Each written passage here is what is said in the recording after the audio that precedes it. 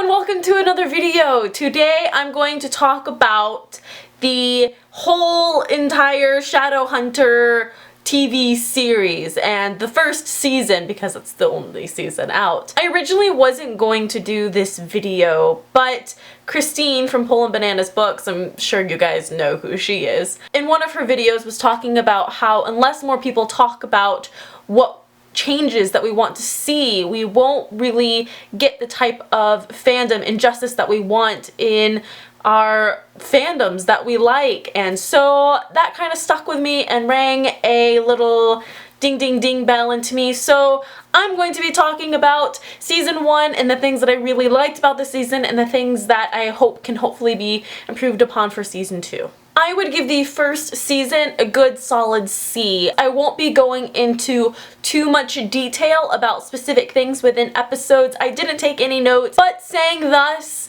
I will be nitpicking some things that really stood out to me throughout the series in general. So if you haven't watched the series yet, I would highly recommend that you do and to watch all the episodes, and then if you're interested to come back and see what I have to say. If you haven't watched the season, now is the time to leave because I'm going to get into spoilers. So I will see you guys after you watch it and come back and understand what my thoughts and feelings are, and then you can comment down below and tell me what your thoughts and feelings are because this is how YouTube works. Hello, the wonderful and lovely people that stayed. I am about to go into more depth. Overall, I did enjoy it, so I want to focus on the positives at the end and leave on a good note. So, without further ado, let's begin. A lot of the issues that I had with the series all, I think, stem from a related problem. And I think the core of that problem is that they wanted to rush some events. And so because of that, I think that some things suffered within the season. This may seem small, but I really had a hard time accepting that in season 1, Simon was already a vampire. I loved his arc of he was the character that always got into trouble and somehow always miraculously escaped. So by the time Simon turned into a vampire in the book series, I was really shocked when I didn't see it coming because we're so used to everything being okay with Simon, and I wish that they would have kind of correlated that into more of Simon's storyline and at least saved him becoming a vampire into season 2. Because of these rushed events, and granted, I understand that they only have X amount of episodes to fit everything that they want in, but because I felt that some of the events were very rushed, I don't think that there was a lot of character chemistry between couples. For instance, I love Malik in the books, and Magnus and Alex, I just absolutely love them, and I am so glad that things have turned out the way they have for them. However, within this season, it almost felt like Magnus was the one who was constantly pursuing Alec, and Alec really had no interest. It was kind of maybe in the back of his head, but there wasn't any build-up and chemistry with this wonderful relationship. Likewise, I feel the same way mostly about Jace and Clary, and I think that season 1 was really missing character development. I know that most of the viewers have probably read the books, and we already understand their characters, but part of the fun of watching a movie or a TV series about books that we love is that we get to go on the journey again. And so when you already assume that most of the viewers know who these characters are, it leaves out a fundamental part of this journey and their growth that is hopefully going to happen throughout the series. This therefore creates a feeling that I have always said that I really don't like, and that is insta-love. I felt like the writers and producers really wanted the fans to really like this, and so they were shipping hardcore all of these ships and all of these relationships that had a chance through 6 books to develop. And I think that because we do love them and we ship them so hard, that the writers and producers really wanted to show that so that way we would love it. But I think that by not having accurate time to have these characters grow as people, that the relationships between them seem very rushed and very insta-love. And lastly, I hope that the fight scenes get a little bit better. My favorite fight scene was in the last episode between Jace and Hodge, and I think that a lot of that had to do with the bad animation of like the slow-mo, but it's actually really fast type fighting.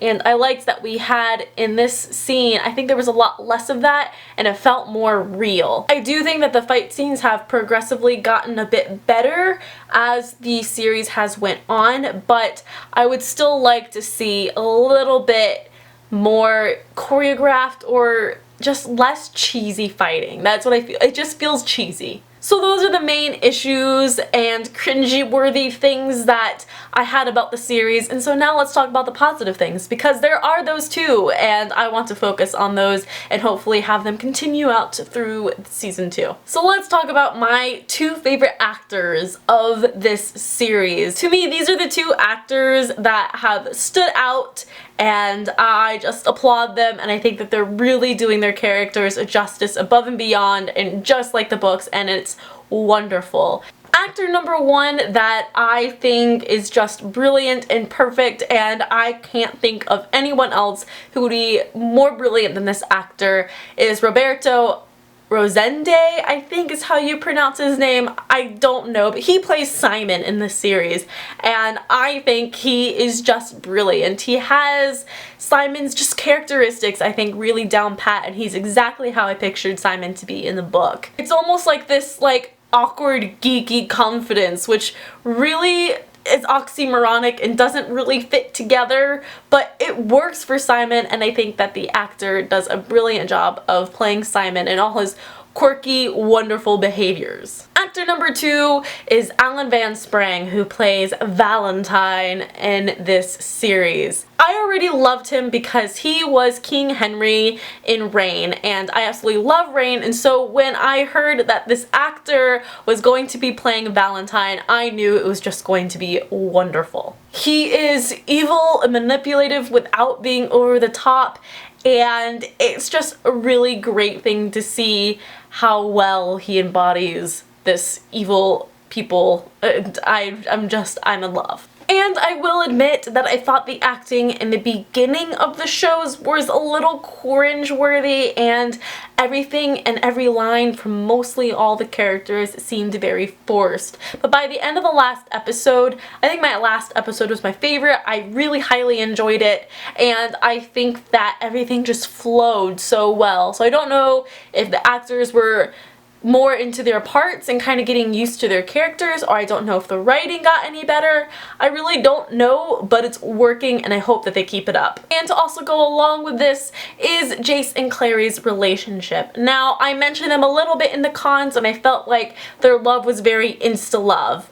But I do think in the last episode, and I don't know if just the last episode left me on a good note, but in the last episode I really started to believe their relationship a little bit more, and I'm hoping that in season 2 of their time apart, that they have time to develop as characters separately, and then that way when they come back together, that everything will be peachy and wonderful and a lot less insta-love. And lastly, one of my favorite things about this series is that they did have a little bit of their own interpretation into this fandom. I did enjoy when the writers and producers kind of took their own twist and had an episode on the different dimension. As I stated earlier, as a fan of the books, when I watch the series, I really want to be put through it again and have it feel like a whole new experience with the characters that I love.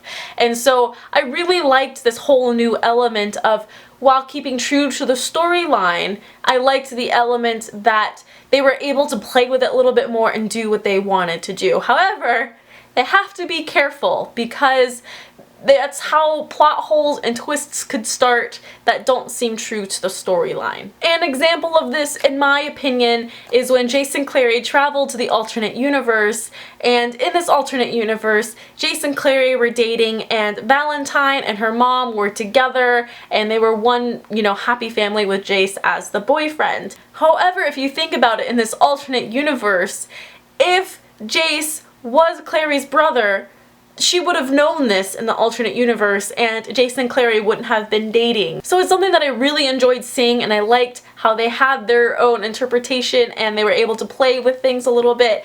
But I think they just have to double check and make sure that there isn't going to be some big major loopholes. I will be watching season 2, and probably by the end of season 2 I'll have figured out if this is a show that I'll continue to watch if it's renewed, or if it's something that I'll leave at season 2 and read if I want to relive it again. The last episode ended on a really high note for me, and so I'm hoping that the writers and producers will be able to understand what changes that they want to make in order to do a better justice to the fandoms and to continue to make these improvements, and so that we can all love it for eternity. So that is it for today. I know I just barely scratched the surface of the whole series, but those are the most standoutish things that I wanted to talk about today. If you have any more, please comment down below in the about section so we can talk about them, both pros and cons, and I hope to hear from you guys in the future. If you like my videos, please subscribe to my channel. You can also follow me on Instagram, Goodreads, and Twitter, and all those links are down below in the about section. And if you're craving more in-depth reviews, I will also link